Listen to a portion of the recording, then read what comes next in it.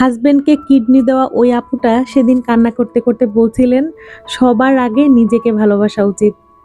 এটা উপলব্ধি করতে ওনার অনেক দেরি হয়ে গেছে। ততদিনে ওনার কাছে না আছে ওনার হাজবেন্ড, না আছে ওনার একটা কিডনি।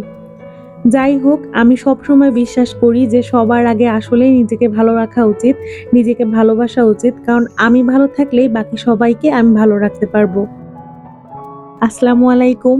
কি অবস্থা সবার? আশা করি সবাই অনেক ভালো আছেন। এই তো নতুন আরেকটি ব্লগ নিয়ে চলে এসেছি। একদম সকাল সকাল ঘুম থেকে উঠেছি। আজকে হচ্ছে রবিবার। এই ব্লগটা যেদিন করা আরকি। আর এই তো সকাল সকাল ঘুম থেকে উঠে আমি হচ্ছে আমার মর্নিং ড্রিংকটা বানায় নিবো। আমি নরমালি চিয়া সিড বা গরম পানি খাই। আর আজকে ভাবলাম যে গরম পানির সঙ্গে অল্প একটু হচ্ছে আমি এখানে পুদিনাও দিয়ে দিব।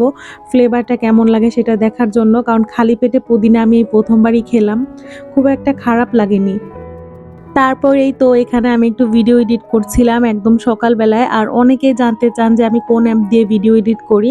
আমি ইনশর্ট দিয়েই নরমালি হচ্ছে ভিডিওগুলো এডিট করি। ক্যাপকাট দিয়েও করি, তবে সেটা খুবই রেয়ার। আমার কাছে ইনশর্টের স্টেপগুলো অনেক বেশি ইজি মনে হয়।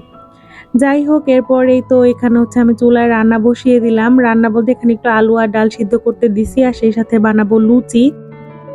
আজকে বন্ধুদেরকে বললাম বাসায় সকালবেলা নাস্তা করতে। আমি তো আমার ২ বন্ধুর বাসায় অলরেডি গেলাম বেড়াতে। তো ওদেরকে ভাবলাম যে একদিন সকালবেলা নাস্তা করাবো। আসলে অনেক দিন ধরে প্ল্যান করা হচ্ছিল। তবে আমাদের আসলে সময় সুযোগ হয়ে ওঠে না। তো ফাইনালি আজকে আমি বললাম যে বাচ্চাদেরকে স্কুলে দিয়ে বাসায় চলে এসো। আর এদিকে আরাফের বাবাও সকালে অফিসে যাওয়ার সময় হচ্ছে আরাফকে স্কুলে দিয়ে যাবে। তো আমার আর এখন সকালবেলা স্কুলে যাওয়া লাগবে না। আটা দিয়ে লুচি বানাবো। তো আমি হালকা কুসুম গরম পানি দিয়ে হচ্ছে ডোটা তৈরি করে নিলাম। আর প্রথমে তো অল্প অল্প করে তেল দিছি, এরপরে অল্প অল্প করে পানি দিছি।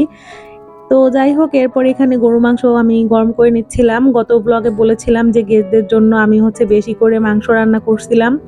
আর পরে সেখান থেকে একটু নামিয়ে গরম করতে দিলাম। আর এখানে হচ্ছে আমি ডাল রান্না করলাম, আলুর ডাল। আলুর ডালটা নাকি ওইদিন সবার কাছে অনেক মজা লেগেছিল। তো এটা পরে আবার যখন রান্না করি অবশ্যই রেসিপি শেয়ার করব। আরাফ আর ওর বাবা যেহেতু স্কুলে বের হয়ে যাবে, তো ওদের জন্য আমি হচ্ছে তাড়াতাড়ি করে কয়েক পিস লুচি ভেজে দিলাম। আমি করছি কি, বড় একটা রুটির মতো বেলে এরপরে আবার মাঝখান দিয়ে কেটে ভেজে ফেলছিলাম। আর এরপরে ওরাও বাসায় চলে আসে। তো এখানে আমার ফ্রেন্ডরা আমাকে হেল্প করতেছিল। ও লুচিগুলা ওরাই ভেজে দিছে, আমি জাস্ট বানাই দিছিলাম। হাতে হাতে সবাই একসঙ্গে কাজ করে নিছি। আর এই তো এরপরে আমি চা বসায় দিলাম ওদেরকে খাবারটা দিয়ে। এরপরেই তো চা বসিয়ে দিলাম। আসলে ওই যে সকালের সময়টাতে না অনেক কম সময় থাকে হাতে, গত ব্লগে বলেছিলাম। যেহেতু বাচ্চাদেরকে স্কুলে দিয়ে তারপরে আসা হয়, আবার ছুটির সময় হয়ে যায়। তো একটু তাড়াহুড়োই থাকে, যার কারণে আমি সকালবেলা ক্লিপটা ভালো করে নিতে পারি না। এরপরেই তো আহিলকেও নিয়ে এসেছিলাম স্কুলে। এরপরে আরফকে নিয়ে বাসায় চলে আসি। একটা ড্রাগন কেটে নিচ্ছিলাম আহিলের জন্য। আর এখন এই তো আমি ট্রাই করি বাচ্চাদেরকে হচ্ছে দুপুর টাইমে একটু ফল দিতে, মানে গোসলের আগে আর সকালে খাওয়ার পরে। আর আরাফের তো বেশিরভাগ দিন দেখা যায় টিফিন দেওয়া হয়, অর্ধেক টিফিনই সে ফেরত নিয়ে আসে। তো সকালের নাস্তা ওর বাসায় এসে আবার করা হয়। এরপরেই তো ওদের যেহেতু সকালবেলা ডিম খাওয়া হয়নি, তো দুপুরে ভাবলাম যে আমি ভাতের সাথে একটা করে ডিম দিয়ে দিব, আর অন্য তরকারি ছিল। আর এখন এই তো রান্না বাড়া শেষ করে আমি সুন্দর মতো চুলাটা মুছে নিচ্ছিলাম। রান্না বলতে শুধুমাত্র ভাতটাই করেছি, আর সকালবেলার কিছু তরকারি রয়ে গেছিল।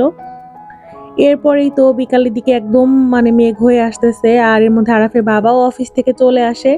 তো ভাবলাম যে বিকালে নাস্তায় কি করব, পরে আরাফ বলতেছিল চিকেন ফ্রাই খাবে। তো আমি তাড়াতাড়ি করে চিকেনটা নামাই নিলাম। এরপরে কোনো মতে যতটুকু ছুটছে ওই অবস্থায় হচ্ছে আমি চিকেনটাকে ম্যারিনেট করে রেখে দিলাম। আর এরপরে হচ্ছে এখানেই তো ফ্রেঞ্চ ফ্রাইয়ের জন্য আলু কেটে নিছি। আলুটাকে হচ্ছে ঠান্ডা পানির মধ্যে রেখে আবার শুকাতে দিলাম। মানে খুবই তাড়াহুড়ো ছিল।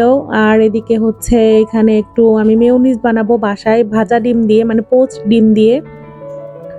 পোচড ডিম দিয়ে দিলাম ২ টা, তার মধ্যে দিছিলাম হচ্ছে গুঁড়া দুধ, চিনি, গোলমরিচ, তারপরে হচ্ছে টমেটো সস, লেবুর রস, আর এই তো একটা মরিচ দিছিলাম। সবকিছু দিয়ে সুন্দর মতো ব্লেন্ড করে নিবো। আর এদিকে আমার মাংসটাও সুন্দর মতো ছুটে সুন্দর মতো ম্যারিনেট হয়ে গেছে। এখন এই তো সবকিছুকে একে একে ভেজে নিব। একটু তাড়াহুড়ো ছিল কারণ আরাফের বাবার একটু বাহিরে যাওয়ার কথা ছিল। আর আমি যেহেতু একদম সন্ধ্যার আগ মুহূর্তে হচ্ছে মাংসটা নামাইছি, তো আমার এগুলা রেডি করতে করতে দেখা গেছে মাগরিবের আজান হয়ে গেছে। আর ওর বাবা একটু বাহিরে যাবে, আমাদের বাড়ি থেকে বড় একটা পার্সেল আসছে, তো ওইটাই আনতে যাবে, যার কারণে একটু তাড়াহুড়ো ছিল যে একটু বিকালের নাস্তাটা খেয়ে বের হলে ওরও ভালো লাগবে। তো যাই হোক এরপরেই তো আমি একে একে চিকেনগুলো ভেজে নিলাম। আর আমার বাসায় আবার ২ রকমের চিকেন করা হয়। কেউ পছন্দ করে একটু ক্রিসপি, কেউ আবার ওই কি একটু আটা ময়দা কিছুই দিব না, নরমালি ভেজে দিব ওইটাই পছন্দ করে।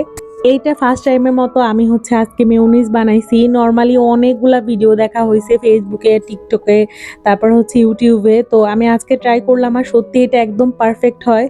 যদিও বেশ কিছুদিন রেখে খাওয়া যায় সবাই বলে, বাট আমি এটা হচ্ছে মানে যেদিন বানাইছি বাচ্চারা ওইদিনই খেয়ে শেষ করে ফেলছে। এখানে দেখেন বাবা তার ২ ছেলের জন্য হচ্ছে গাড়ি নিয়ে আসছে আর আমার জন্য নিয়ে আসছে থালা বাসন মাজার স্পঞ্জ। বলতেছে তোমার জন্য এইটাই বড় গিফট। তো যাই হোক এরপরেই তো পার্সেলটাও চলে আসে। আর এখানে আমার শাশুড়ি মা একদম ভোরে, ভোরে পিঠা পাঠাইছে। এখানে ছিল হচ্ছে ওইটা কি বলে ভাজা পিঠাই বলি আমরা, ওইটা ছিল। তারপরে হচ্ছে পাকন পিঠা ছিল নারকোল দিয়ে, তারপরে হচ্ছে এটা চিতই পিঠা ছিল। তো ৩-৪ রকমের পিঠা পাঠাইছেন আম্মু। আর এটা হচ্ছে আরাফের অনেক বেশি পছন্দ। আরাফ এটাকে বলে হচ্ছে নৌকা পিঠা। তো ওর দাদির কাছে ওর আবদার ছিল যে ও নৌকা পিঠা খাবে। কচু শাক আনতে ভুলে গেছিলাম, সেটা পাঠাইছে। এরপরে কলমি শাক, এরপরে আম, কলা, আরাফাইলের জন্য ডিম, দুধ, আরো অনেক কিছু। তো সবকিছু এখন গুছিয়ে নিব। আর আজকের মতো এখানেই বিদায় নিচ্ছি। ভিডিওটা কেমন লাগলো অবশ্যই জানাবেন। ভালো লাগলে পেজে একটা ফলো দিয়ে দিবেন। আল্লাহ হাফেজ।